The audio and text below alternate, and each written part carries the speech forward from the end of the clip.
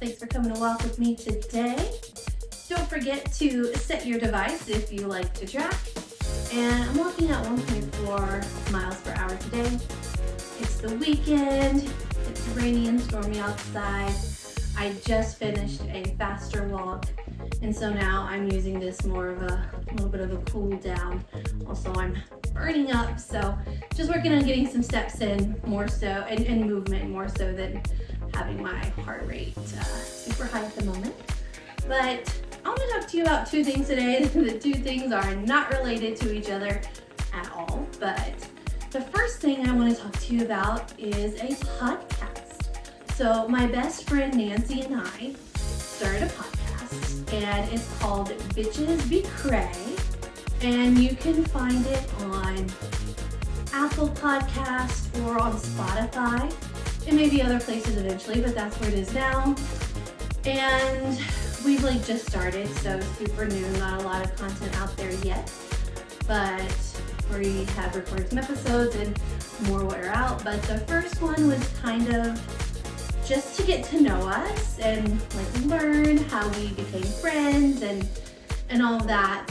So I'll give you a little background of that, but not too much, so you can head over and check it out. But Nancy and I met back in 2009, so quite a while ago now, because we were in the same new hire group at this call center that we were working at. So we met during the training because it turned out we had a mutual friend. And it's we kind of knew who each other was. We never met, but the mutual friend had talked about Nancy before and to me, and talked about me before to Nancy, because I worked at my previous job. I worked with our mutual friends. But anyway, we became friends, and definitely at the time it felt like we were very opposite. I was kind of quiet and kind of goody two-shoes vibes, which you may still get that from me now, and it's still kind of true, kind of not, but that's what I was like. And then Nancy's very assertive and passionate and will say anything on her mind. So we were just kind of opposites, and I feel like people were always surprised that we were so close. But opposites attract in love, and opposites attract in friendship too. So we just kind of built our friendship around at the time we were going through something similar when we met. We both had a very similar first love experience, and so we got to talking about that, and I think we bonded over that. But I was in a long distance relationship at the time, and shortly after she got in one too, and I remember saying do you not see how crazy it is for me to be in this long distance relationship? Are you sure you want to do this? But you meet people, they don't always live where you live, and what can you do?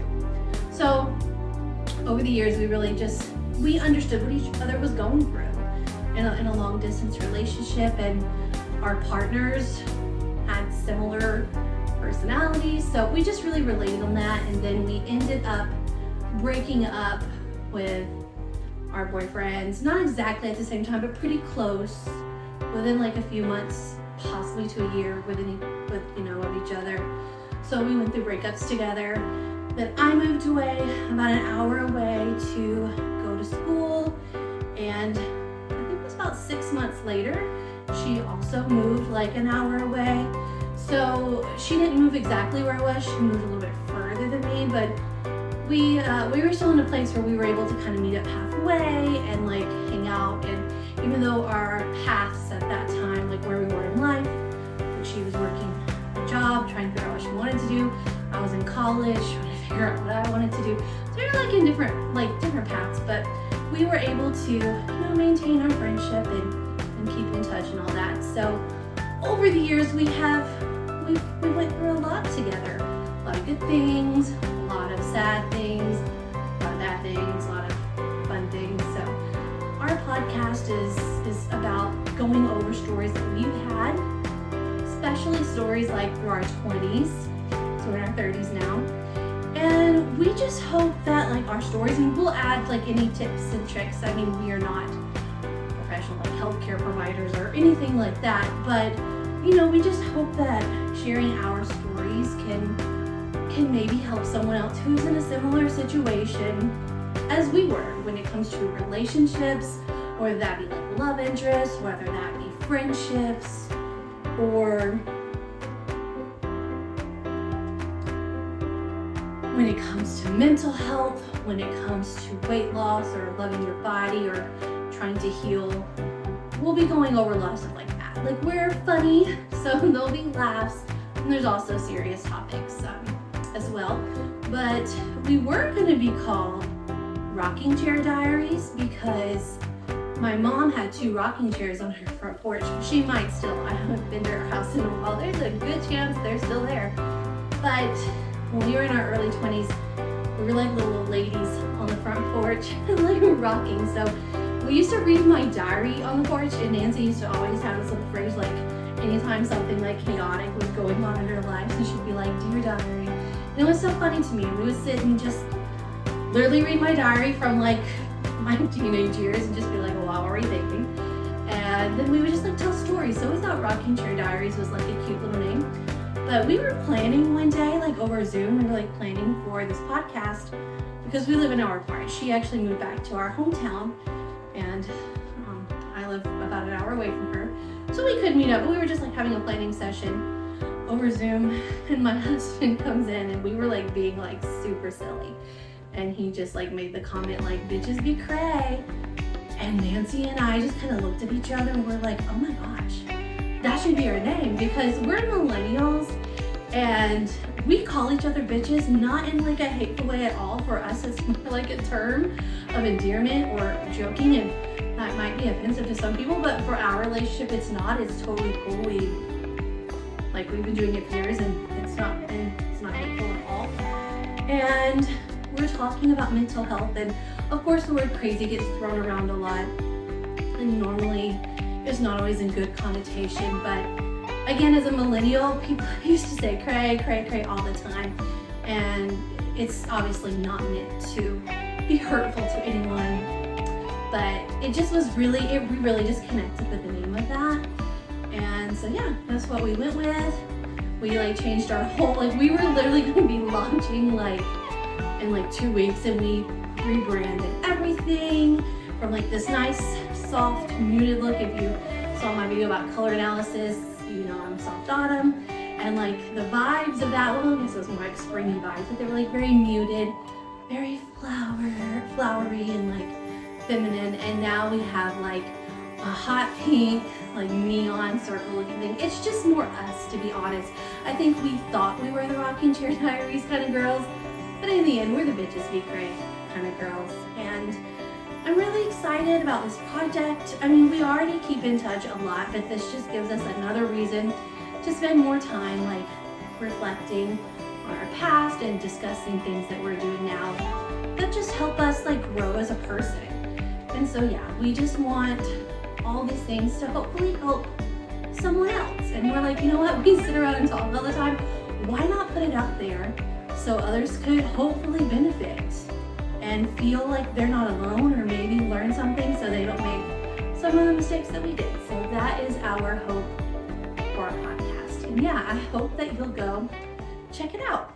The other thing I wanted to talk to you about today, which is probably going to seem really random, and depending on how old you are, you may not even know what I'm talking about, but it's a show called Three's Company. And this show was out in like mid to late 70s, and then like through the 80s, maybe probably closer to like late 70s and in the 80s. But I've been watching it randomly on Pluto TV. It's free to see because right now we don't have cable. We had so many streaming services, we were rarely watching cable. We're pretty much just watching cable like for the news, honestly, and a few shows.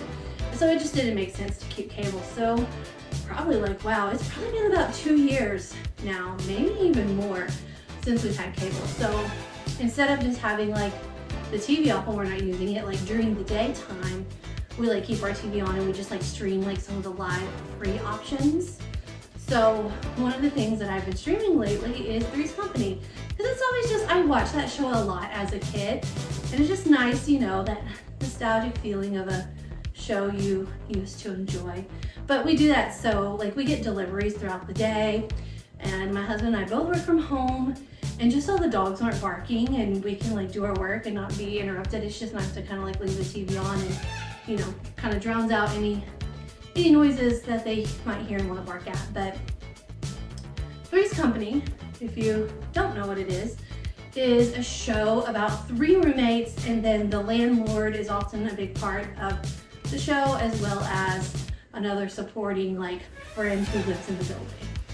But Three's Company starts off, like there are some character changes, but so the show follows three main characters, Jack, Janet, and Chrissy. And they live in a 2-bedroom apartment in California.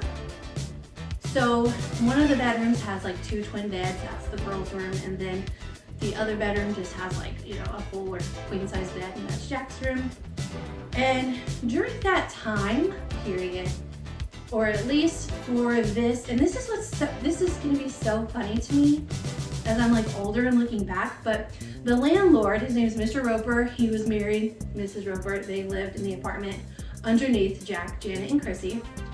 And they were really not okay with a guy living with 2 girls and none of them being related or none of them being married. Like that was like a no for them. They were not okay with that.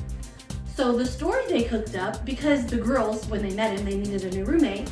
The girls already lived there and they had a 3rd roommate that was a girl, but she moved out. But they really liked Jack. They wanted to live with Jack. So they all came up with a story that Jack was gay. And Mr. Roper was fine with that. And now that I'm older, I'm like, so it was more okay for someone to be gay than to live with someone of the opposite sex? Which for me personally, I don't care, I think it's all fine. But I'm just saying, like in that time period, like that would be more okay. It was more, I just thought it was really interesting now that I'm older. Like Mr. and Mrs. Roper were very accepting of Jack being gay, but they weren't like accepting just of opposite sexes living in the same building. I just find that so odd. But anyway, that's the premise. And Jack is like in cooking school, he wants to be a chef. And Janet works at a flower shop. And honestly, I have no idea what Chrissy does at all. Even though I've been watching it, it's like they don't talk about her job that much. But there'll be all these like little, like it's a very comedic show. There's a lot of like physical comedy in this show. Like Jack will trip or run into stuff or be in the kitchen cooking and stuff go everywhere. So it's a very like physical comedy. It was really funny. And Jack actually always reminded me a lot of my dad. My dad was like always cracking jokes and like being funny. So I think that's also why I like this show, because Jack reminds me a lot of my dad. But there's always these little circumstances that look suspicious. And I mean suspicious like Jack looks like he's interested in women, and he is. But they're always putting on this like front because Mr. Roper might be watching, and they always have this fear. If Mr. Roper finds out that I'm not gay and I'm straight, like we're gonna get in trouble. At least Jack will get kicked out. They may all get kicked out for lying. So they like you just always there's like so many times that you'll see Mr. Roper, the landlord, which is also really funny to me how much time, I mean it's a show, but how much time the landlord spends visiting their apartment, or they spend visiting his, or they see each other out at the same bar. Like that doesn't really happen. But it's so funny to me because this is Penny, by the way, my dog. She really likes being carried, and I had to have a quick pause to go grab her because our other dog is crying at my door right now because she does not like storms, and it's storming outside. So just to prevent them from barking at each other through the door, because they're like, why are you scratching? Why are you this? Why are you there? I'm just gonna hold Penny for a little bit, then her down a little weight when you walk anyway. But back to Three's Company. So you'll see like Jack at a bar talking to a girl. Mr. Roper's there, he sees it, and he of course always thinks like, oh, you people are trying to pull one over on me. This very much so looks like Jack's interested in women. And then there'll always be like some little comment or some other, reason for why Jack's flirting, kissing, whatever with a girl. So there's like a lot of instances like that, and it's just funny. But later, I think it's like after season 5 or during season 5, that one of the main stars, Chrissy, ends up leaving the show, and they replace her with her cousin. So it's not her real cousin, but a character that's supposed to be her cousin, and then later that character also gets replaced. So like the dynamic really changes. But for years and years, I've been really bothered, even though I liked the new character. I really liked her actually, and it just was a different show. Like the comedy dynamic changed. I mean, it's still funny, it's still very similar, but you had 3 people who had great like on-screen chemistry, and the show did change. But I love to watch, even though they're typically not always very great, the like made for TV kind of movies, to see like the behind the scenes of shows. Like there's been one for Full House, there's been one for Saved by the Bell, there's been one for like 90210, and there's one for Three's Company. It would probably like air on Lifetime or something. And it's been years though since I've seen that one, years. And I remember thinking, somehow I just didn't get the right information or something, but I remember thinking the reason the Chrissy character, who was actually played by Suzanne Summers, left the show is because she wanted more money. But I remember thinking she wanted more money than everybody because she thought she was the star. So now, years later, I see Three's Company. I'm like, yeah, let's turn it on, let's watch it.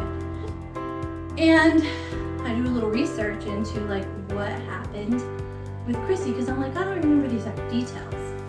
So all the articles that I found made me realize that all these years I've been kind of irritated, like for the wrong reason. Because I've been irritated just thinking Suzanne Summers thought she was better than everyone. Maybe she did, I don't know. But that's why she wasn't on the show anymore.